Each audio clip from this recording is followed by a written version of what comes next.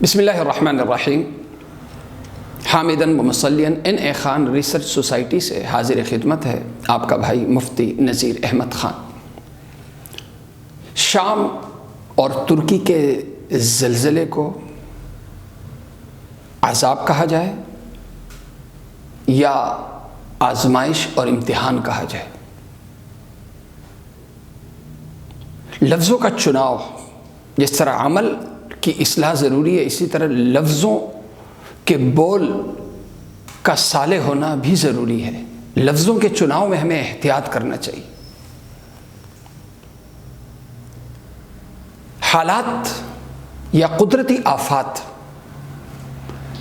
اگر مسلمانوں پر آئے تو دین اس تعلق سے ہمیں یہ تعلیم کرتا ہے کہ اسے عذاب نہیں، اسے آزمائش کہا جائے، امتحان کہا جائے، بلکہ ان آفات کے نتیجے میں جو شہید ہونے والے ہیں انہیں شہید کہا جائے اور ان کے لیے اس آفت کو خدا کی رحمت کہا جائے۔ طاعون حدیث کی کتابوں میں، تقریباً حدیث کی ہر کتاب میں اس تعلق سے آپ کو ایک نہیں 20 حدیثیں ملیں گی۔ طاعون ایک بیماری نہیں تھی بلکہ ایک وبا۔ طاعون ایک وبا کا نام ہے، ایک پینڈیمک، بلکہ پینڈیمک نہیں، ایپیڈیمک۔ یہ ایک وبائی بیماری تھی۔ یہ بیماری جب کسی ملک، کسی شہر میں آتی تھی تو پورے کے پورے شہر کی، پورے کے پورے علاقے کی اجتماعی ہلاکت ہو جاتی تھی۔ ہندوستان میں، دنیا کے مختلف خطوں میں اس بیماری کا راج رہا ہے۔ حضرت عائشہ صدیقہ رضی اللہ عنہ روایت کرتی ہیں، صحیح بخاری کی روایت ہے، کہ میں نے اللہ کے نبی صلی اللہ علیہ وسلم سے اس تعلق سے سوال کیا تو اللہ کے نبی صلی اللہ علیہ وسلم نے ارشاد فرمایا کہ یہ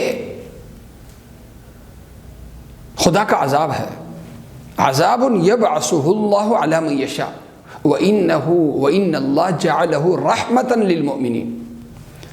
یہ کافروں کے لیے طاعون عذاب ہے اور ایمان والوں کے لیے یہ عذاب نہیں بلکہ رحمت ہے۔ کن ایمان والوں کے لیے؟ جو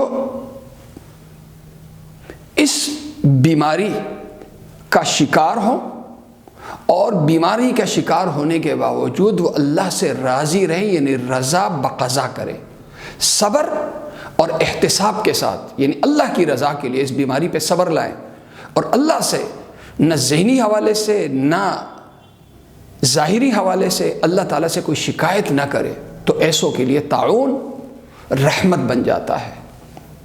اور صحیح بخاری، صحیح مسلم دونوں کی روایت ہے۔ حضرت انس بن مالک رضی اللہ عنہ روایت کرتے ہیں کہ اللہ کے نبی صلی اللہ علیہ وسلم نے ارشاد فرمایا الطاعون شہادت کل مسلم۔ طاعون شہادت لکل مسلم، یہ ہر مسلمان کے لیے شہادت ہے۔ طاعون سے اگر کسی کی ہلاکت ہوئی ہے تو وہ شہید ہے۔ اللہ کے ہاں اس کی موت نہیں بلکہ شہادت ہے۔ جو شہید کا درجہ ہوتا ہے اللہ اسے وہ درجہ دے گا۔ اللہ کے نبی صلی اللہ علیہ وسلم نے، صحیح بخاری صحیح مسلم دونوں کی روایت ہے، اللہ کے نبی صلی اللہ علیہ وسلم نے فرمایا کہ شہداء 5 ہیں اور ان میں سے پہلے نمبر پہ جس شہید کا ذکر فرمایا آپ نے، وہ فرمایا المطعون۔ یہ طاعون کے نتیجے میں جس شخص کا انتقال ہو جائے، فرمایا وہ شہید ہے۔ تو لہذا طاعون ایک وبائی بیماری تھی۔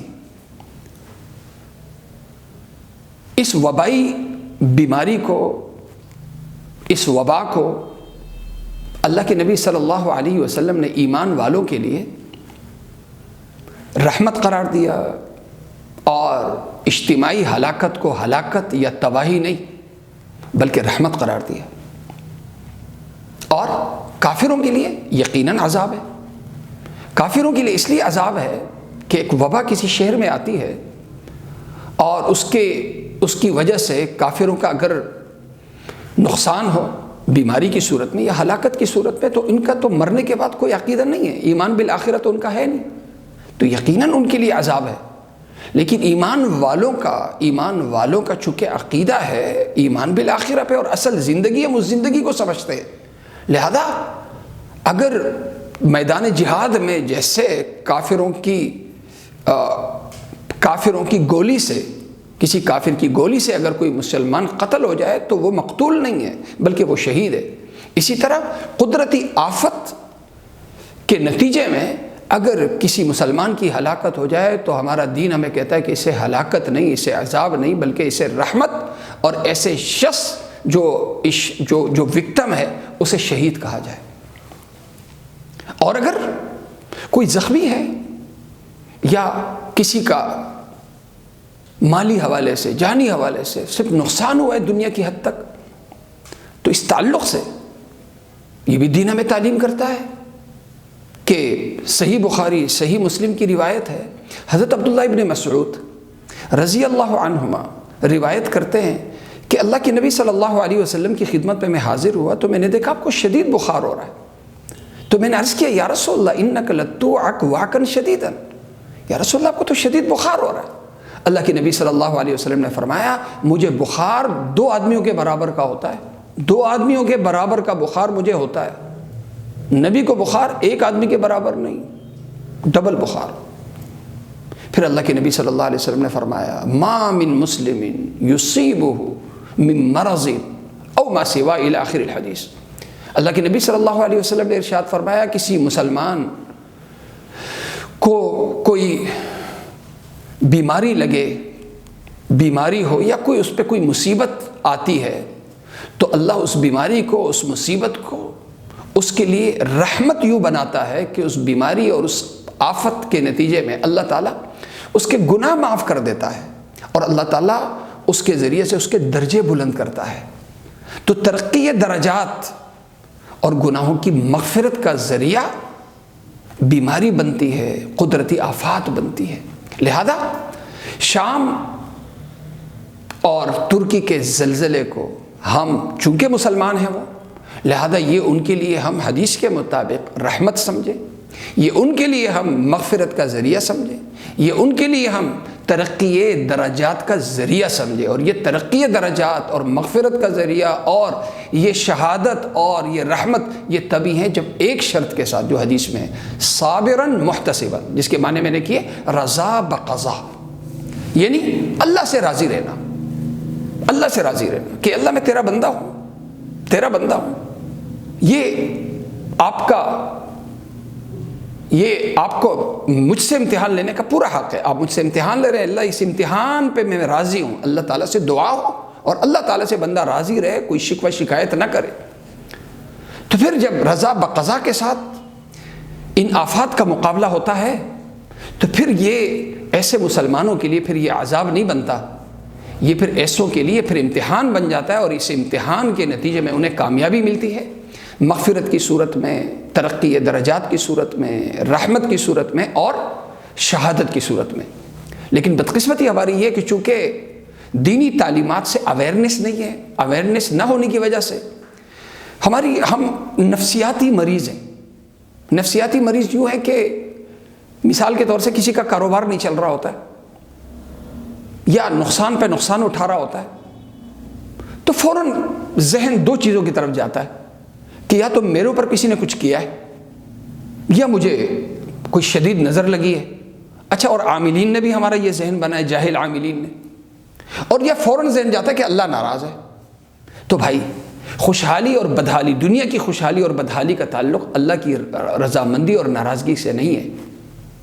اللہ تعالیٰ قرآن کریم میں فرماتا ہے، سورہ انبیاء کی آیت ہے، کل نفس ذائقۃ الموت ونبلوکم بالشر والخیر فتنہ والینا ترجعون. ہر ذی روح، ہر جاندار نے موت کا مزہ چکھنا ہے اور ہم تمہارا امتحان لیں گے، اچھائی کے ساتھ بھی اور برائی کے ساتھ بھی، بدحالی کے ساتھ بھی اور خوشحالی کے ساتھ بھی. یہ ہماری طرف سے امتحان ہوگا. لہذا جو مالدار ہے وہ بھی امتحان میں ہے، جو غریب ہے وہ بھی امتحان میں ہے، جو تندرست ہے وہ بھی امتحان میں ہے، جو بیمار ہے وہ بھی امتحان میں ہے. جو قدرتی آفات سے بچے ہوئے ہیں وہ بھی امتحان میں ہیں، جو قدرتی آفات کا شکار ہے وہ بھی امتحان میں ہے۔ ہر حال میں اللہ سے راضی رہنا یہ ہے ایمان۔ اور بقول مولانا اشرف علی صاحب تھانوی رحمہ اللہ کے کہ سب سے بڑی عبادت وہ اخلاص نہیں بلکہ سب سے بڑی عبادت رضا بقضا ہے، اللہ سے ہر حال میں راضی رہنا اور یہ کلمہ زبان پہ رکھنا، الحمدللہ علی کل حال۔ اللہ تعالیٰ مجھے اور آپ سب کو عمل کرنے کی توفیق عطا فرمائے۔ وآخر دعوانا ان الحمدللہ رب العالمین۔